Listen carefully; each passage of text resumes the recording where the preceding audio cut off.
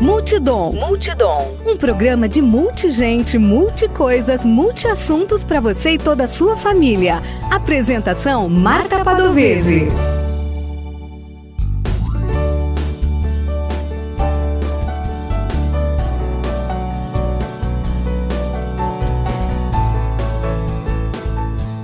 Olá! Eu sou Marta Padovese e apresento o programa Multidom na Rádio Webdom.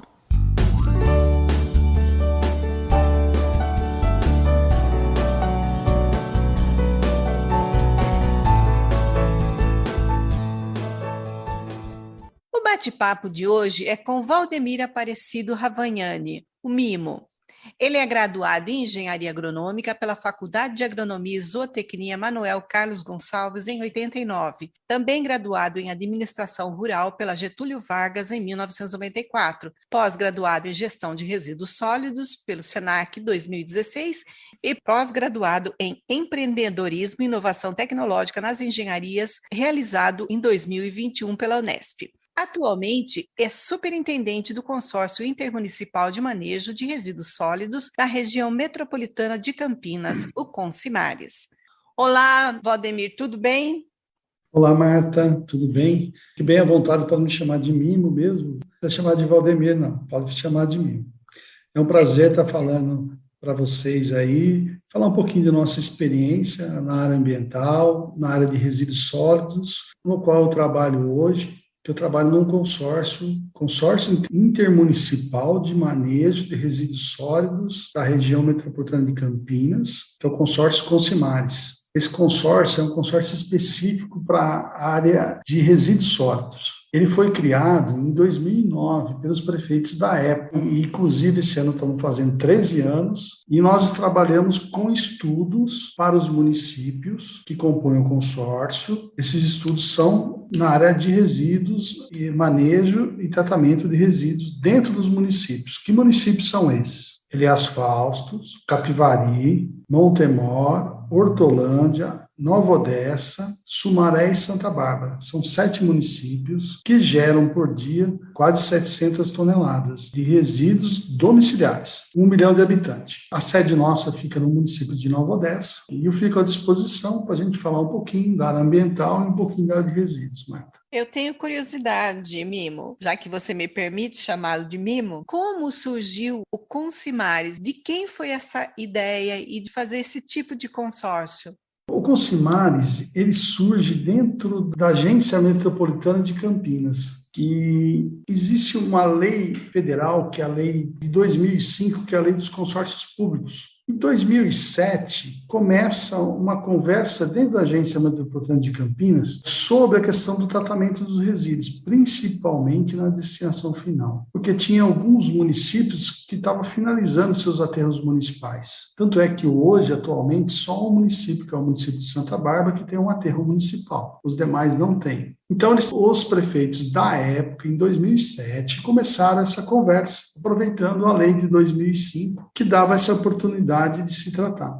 E o consórcio, ele começa a discussão em 2007, e os prefeitos da época criam legislações até 2008, só que teve um porém. Todos os prefeitos da época iam para a reeleição. E aí você não poderia criar o consórcio e dar uma vida própria para ele por causa do sistema eleitoral, da lei. E aí todos os prefeitos teriam que se afastar. Tanto é que o consórcio ele é fundado 22 de janeiro. Então, em 2008 tem as eleições, em 2009 já surge o consórcio Consimares. Então, hoje nós estamos fazendo 13 anos. E é um consórcio que trabalha com estudos e ajuda os municípios na questão da gestão de resíduos dentro dos municípios. Basicamente, surgiu de uma necessidade mesmo. E o que compreende resíduos sólidos? A gente gera muitos tipos de resíduos, né? Nós trabalhamos com os resíduos públicos, que são os resíduos que passam pela municipalidade. Tem os resíduos industriais, tem vários outros tipos de resíduos. Mas o que passam pelo município é o que o consórcio trabalha. A Política Nacional de Resíduos Sólidos, que é de 2010, ela traz uma definição para resíduo, porque a gente trabalhava tudo como lixo. Na verdade, não é lixo, é resíduo. Resíduo por quê? Tem valor. Se tem valor, é um resíduo. Se não tem valor, é um rejeito. Então, o resíduo em si tem valor. Esse é o grande desafio nosso, é fazer o tratamento desses resíduos, porque isso aí está muito ligado a muitas situações quando a gente fala na questão das mudanças climáticas, né? E a questão do resíduo é muito importante. Dentro das mudanças climáticas, que pode ser um fenômeno natural que ocorre no planeta, e tem as mudanças na qual o homem acaba interferindo, né? Que aí a gente já fala aí do aquecimento global. A mudança climática é uma coisa normal. Agora, o aquecimento global já tem interferência do homem, que tem os gases feitos estufa. Aí nos gases feitos estufa, a gente tem a geração do gás mais complicado, o gás de efeito estufa, que é o gás metano, que na questão de resíduos gera-se muito se você não souber trabalhar essa questão. No pacto que o Brasil assinou, na última cópia aí, você vê que o único que o Brasil assinou foi o pacto do gás metano. Hoje, um dos principais geradores de gás metano a nível mundial são o gado de corte, o gado de leite, tudo. E o Brasil tem o maior rebanho do mundo. E todo mundo, nossa, o Brasil fazendo isso. Não. Em algumas situações, a gente tem que tirar o chapéu para a nossa ministra da Agricultura, Tereza Cristina, que ela é uma pessoa muito preparada. Não vou entrar na situação política, mas ela é uma pessoa muito bem preparada, ela é agrônoma que nem a gente. A questão da agropecuária, principalmente da agropecuária de corte no Brasil, ela está muito evoluída. E eles estão preparados para diminuir a produção de metano do rebanho brasileiro. Eles estão trabalhando isso. Por isso que o Brasil assinou isso. Mas aí nós, os municípios, vamos ter que se adequar, porque na gestão de resíduos, nós geramos muito gás metano. Os aterros sanitários são responsáveis pela geração de quase 30% do metano no mundo hoje, são devidos aos aterros sanitários, que gera menos, e os lixões. O Brasil hoje, 40% dos resíduos descartados, eles vão para lixões. Isso é um número que assusta muito. Que a política que veio lá em 2010 falava que até 2014 o Brasil teria que acabar com os lixões. O lixão, o que é? Se você descartar irregularmente o resíduo domiciliar. Nossa região aqui, o estado de São Paulo, a gente tem um órgão ambiental que é muito atuante, que é a CETESB, e ela já vem corrigindo isso desde 2008. Então, o estado de São Paulo não tem lixões. E aí, quando a gente pega o mapa dos lixões, a gente vai ver que está no norte e nordeste. A maior parte desses aí está no norte e nordeste. O Brasil tem muito o que se fazer na questão do tratamento dos metanos. O aterro sanitário também é emissor de metano. Por quê? Nós misturamos todo o nosso lixo. Vamos falar lixo, porque nós não separamos. Se eu separar, ele vai ser resíduo. Se eu misturar, ele vai ser lixo, vai ser rejeito. A reciclagem no Brasil é muito baixa. É a média de 3% a nível nacional. E aí, quando você pega os estudos, você vai ver que não é muito diferente, não, em regiões metropolitanas. Aqui no consórcio é um pouquinho mais, é 3,2% só que nós reciclamos, é o desafio. E quando você mistura todo o lixo orgânico junto com os outros resíduos, isso daí vai se gerar esse gás metano, né? E nós temos que trabalhar muito hoje se nós estamos pensando na questão do aquecimento global aí, que é a parte que o ser humano pode fazer. Porque quem vai mais sofrer com essas mudanças climáticas são as pessoas mais vulneráveis. A gente vê hoje essa questão aí do aquecimento global. O que está acontecendo? Ao preço que está o alimento hoje, as commodities, os preços dos alimentos estão subindo. Quem sofre mais com isso? São os países pobres e os mais vulneráveis. Cada vez mais a gente sabe que vai ser a questão da produção de alimentos vai ser muito importante a nível mundial. Então, o Brasil hoje tem um agronegócio muito forte. Nós temos que se preparar. O agronegócio brasileiro está se preparando para isso. 45% da balança nossa vai ser do agronegócio, novamente, do PIB nacional, é do agronegócio. Nós temos que investir muito. E nós temos ainda, além do eu falei, a questão do nosso rebanho. Nós estamos se preparando para a questão de diminuir o impacto do gás metano. Mas as grandes culturas nossas são culturas de baixo carbono. Nós fazemos plantio direto. Os tratamentos hoje, existem inúmeros tipos de tratamento, de sondagem hoje. Tem vários equipamentos hoje que o agronegócio tem implementado. Nós tiramos uma safra, na colheita já vamos com o plantio direto hoje. Você está colhendo e você já vem plantando outro em seguida. O europeu e o americano, eles não conseguem fazer isso. E aí a gente vê outras situações acontecendo no agronegócio que acaba espantando o mundo. Quando eu falo que eu vou produzir álcool de milho, a gente, que é isso, o Brasil não produz tanto milho. Não, o Brasil está produzindo proteína com o milho e o amido passa a ser um produto que vai gerar álcool. Eu produzo proteína, que é para o ser humano, para a ração animal, e um resíduo, que é o amido, no fim estou gerando álcool. Estou competindo a questão do etanol hoje. Nas regiões produtoras de milho, que é Goiás e Mato Grosso, tem várias usinas produzindo hoje álcool de milho, fora o etanol, que é produzido hoje pela cana-de-açúcar aqui, que a maior parte está no estado de São Paulo. Vamos voltar lá no resíduo e rejeito. Você disse que resíduo tem valor e rejeito não tem valor. Como nós, leigos, podemos saber essa diferença? Vamos ver assim, a política ela traz no artigo 9º dela, e é quase igual no mundo todo, é a primeira coisa assim, que eu falo que nós temos que aprender a trabalhar, que é uma questão da educação nossa, né? Anotei assim, são algumas fases que algumas fases no outro país não tem, na Europa não tem, que é a não geração. A primeira coisa foi não gerar. Eu tive na Suécia, lá não existe a não geração, porque já é natural para eles, não tem para eles falar assim, não vou gerar resíduo.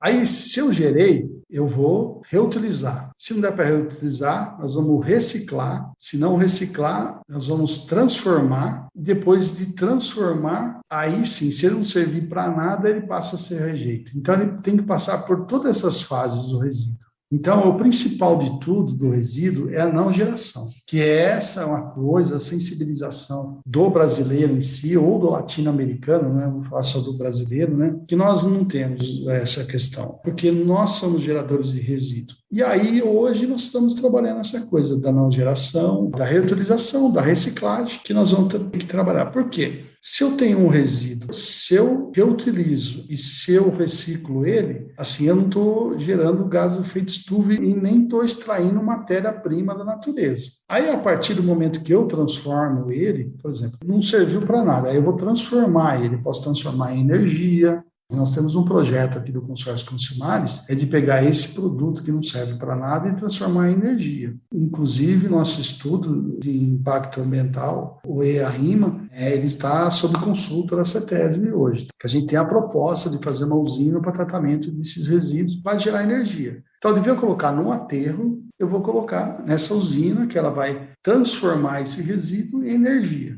O que sobra é uma porcentagem, que sobra uma areia, alguns outros materiais, que eu vou reutilizar para outras situações. E ele vai passar a ser só rejeito quando não der para mim transformar, aí ele passa a ser rejeito. Por exemplo, eu tenho rejeito nuclear. Nós temos 2 usinas nucleares no Brasil, que ela gera resíduo nuclear do urânio, que ali você não usou ele e você não tem o que fazer mais com aquilo. Aquilo lá é um rejeito mesmo. Agora, os resíduos domiciliares, a gente tem muito a tirar dele. E tem alguns resíduos que você não consegue fazer nenhum tipo de tratamento mesmo.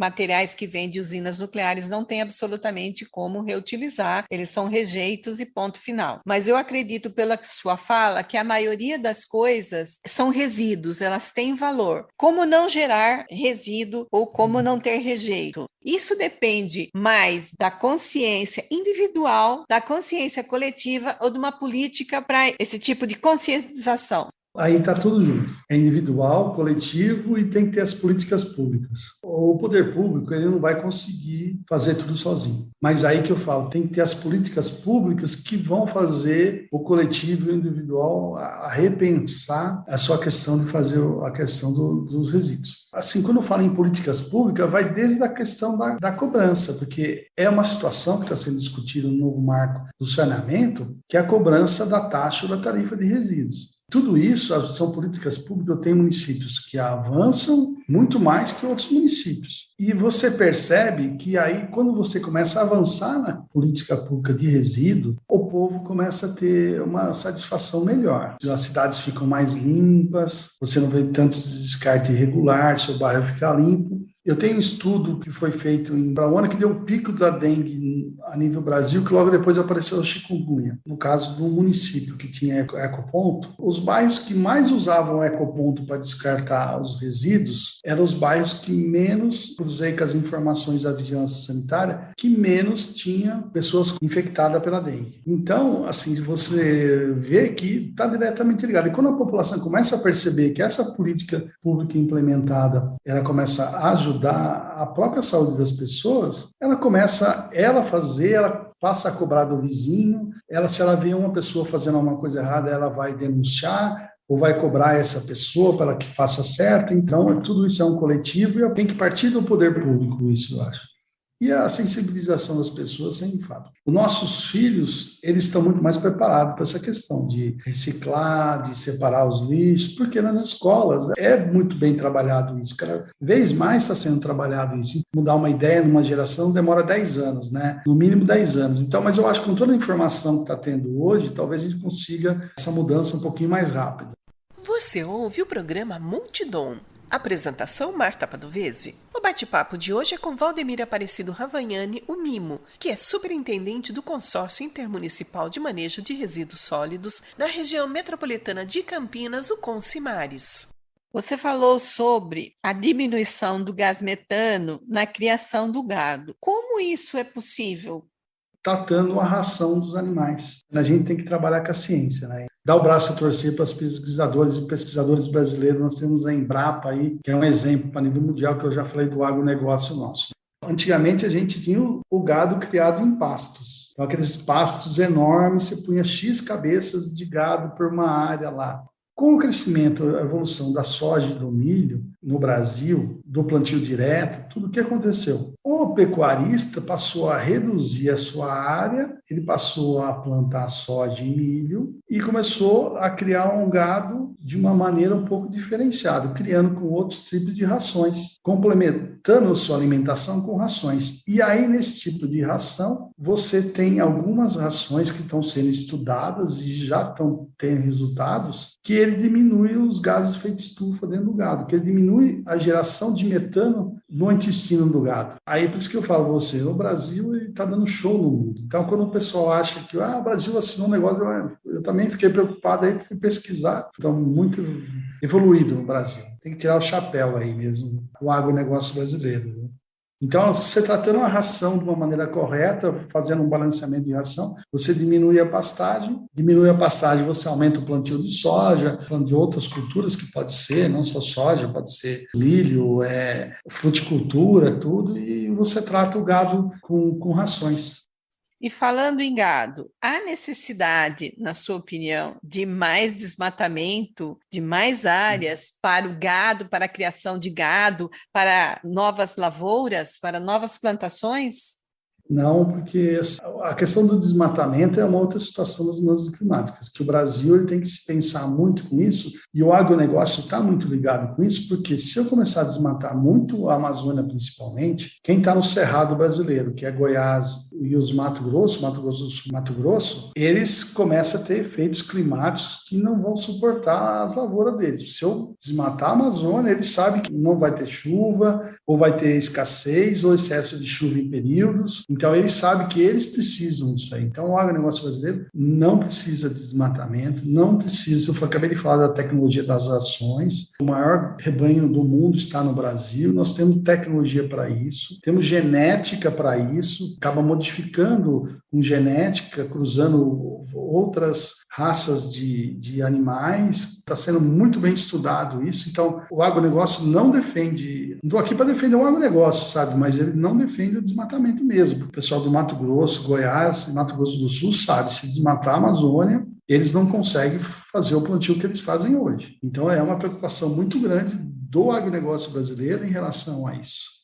A questão da Amazônia, a questão das queimas, a questão de garimpos, essas coisas é mais complexo do que a questão hoje do avanço, principalmente do gado, principalmente na Amazônia. A própria comercialização hoje de carne, hoje, no Brasil, os grandes frigoríficos fazem o rastreamento. As grandes redes de supermercados estão fazendo rastreamento para esse tipo. De onde surgiu essa carne, de onde veio. Eu vou exportar uma soja hoje, até o chinês quer saber de onde é essa soja, se ela vem de área de desmatamento ou não. Nós exportamos muito para a Europa está muito ligada nisso daí, se ela vem ou não de área de desmatamento. Então, cada vez mais vão ser cobrados por isso. E a tecnologia hoje, cada vez mais, que eu falo de adubação, de plantio, tudo tem evoluído muito no Brasil, coisa que o europeu e o americano não estão conseguindo fazer.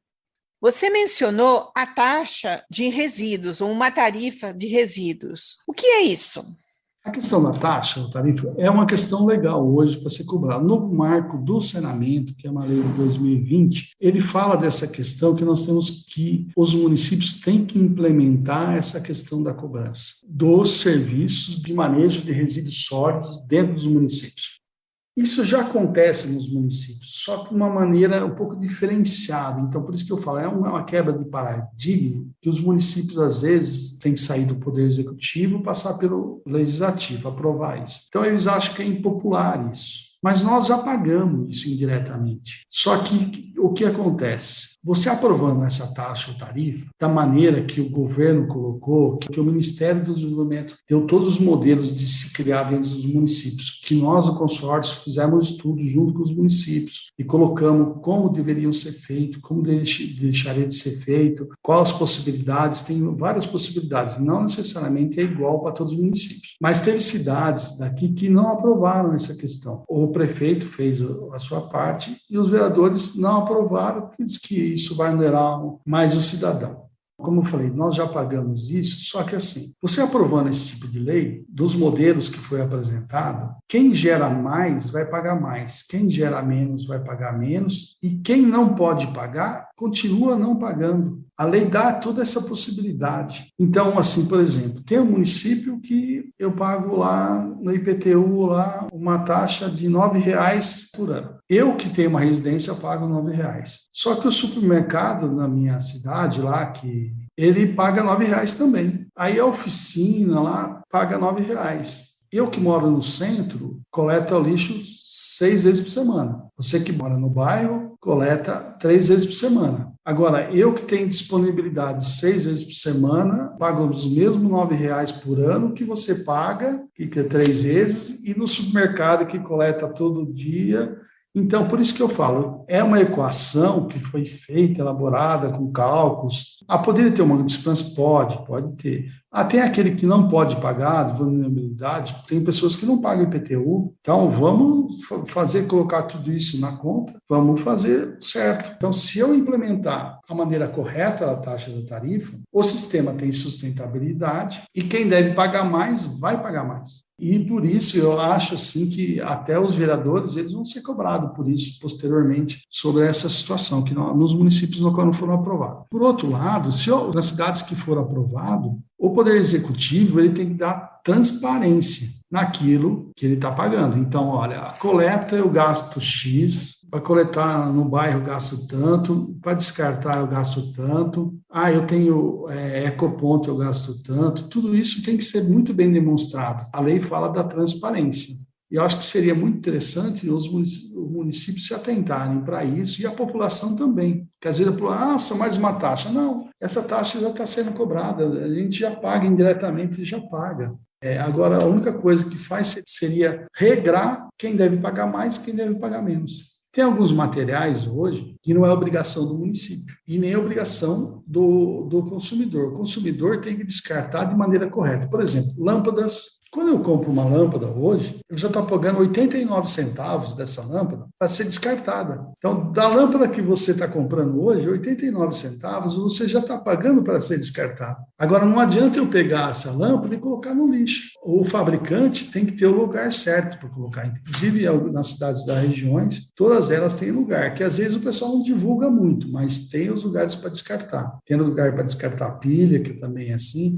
Eletroeletrônico está entrando nessa situação. Então, se eu pegar os grandes geradores, que são, estou falando do supermercado, mas tem outras coisas que podem ser grandes empresas, grandes fábricas, grandes indústrias que usam o poder público. Se eu pegar esse resíduo que é de logística reversa, se eu fizer todo esse tratamento correto, eu consigo diminuir a taxa também. Então, na hora que eu organizar tudo isso, a gente vai conseguir diminuir o que é de obrigação do município fazer e do contribuinte de pagar. E, na verdade, todo comerciante deveria receber a lâmpada, né? Não é todos os lugares que tem, mas deveriam ter os lugares corretos de descarte.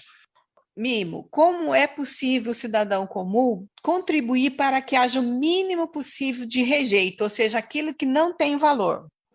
Depende das atitudes. Tem duas situações. Nós podemos, hoje, para não gerar rejeito, primeiro passo, separar o seco do úmido. Aí, o que é seco? O que eu posso reciclar, o que é seco? Então, ali eu tenho o PET, que tem reciclagem, eu tenho o alumínio, que tem reciclagem, eu tenho o plástico, que tem reciclagem, o vidro tem reciclagem, ou outras coisas mais aí, principalmente esses, posso colocar para reciclagem. Falando do seco. E aí tem o úmido, que são o que é orgânico, principalmente, que nós geramos nas nossas residências. Tem algumas coisas que nem produto de higiene, produtos de banheiro, essas coisas, e isso aí não tem como reciclar. Estou falando da reciclagem do orgânico, que é uma coisa que a gente se esquece, mas resto de alimentos, principalmente os alimentos que não têm gorduras, que nem cascas de frutas, resto de verduras, esse material é riquíssimo. Uma casca de banana, ela tem um potencial muito grande de potássio, assim, sabe? Então tem um material que você pode fazer uma reciclagem disso. Como? Fazendo uma compostagem. Então, se você entrar hoje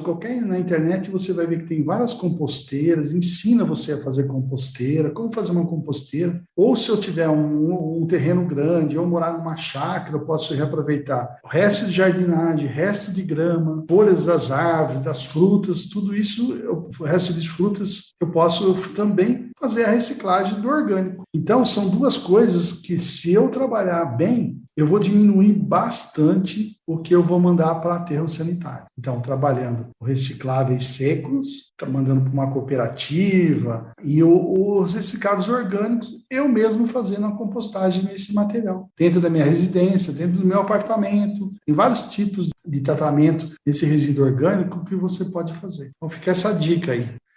Existe lixo zero? Então, Marta, na minha concepção, não tem como. Então, sempre nós vamos gerar resíduo. Tem muita gente que fala de questão do lixo zero, não tem como. Nós geramos. Podemos diminuir e bastante, fazendo o que eu falei, compostagem, reciclagem, e a primeira parte é não geração. Isso você pode diminuir, mas o lixo zero não existe. Nós geramos resíduos sim, nós somos seres humanos e vamos gerar resíduo. Por isso que nós temos que, depois de feito tudo aquilo lá, vamos tratar esse resíduo que sobrou, para ele não ser rejeito. Eu agradeço ao Valdemir Aparecido Ravagnani, o Mimo, que é engenheiro agrônomo, administrador rural, pós-graduado em gestão de resíduos sólidos, pós-graduado em empreendedorismo e inovação tecnológica nas engenharias e também é superintendente do consórcio intermunicipal de manejo de resíduos sólidos da região metropolitana de Campinas, o Consimares. Valdemir, ou Mimo, agradeço o seu tempo, a sua disposição, bater um papo aqui no Multidom. Muito obrigada. Muito obrigado, Marta. Eu fico à disposição. Quando vocês precisarem, eu fico à disposição. Parabéns aí pelo trabalho que vocês fazem aí. Muito obrigada e até uma próxima vez. Até mais.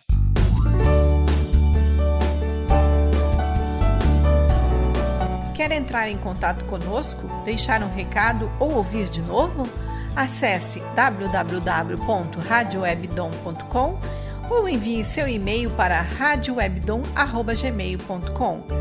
Você também pode entrar em contato conosco pelo Instagram e Facebook Marta Padovese. O programa Multidom tem o apoio da Rádio Webdom. Produção e apresentação Marta Padovese. Edição de áudio Heraldo Vaz e Marta Padovese. Direção-geral jornalista Fátima Franco.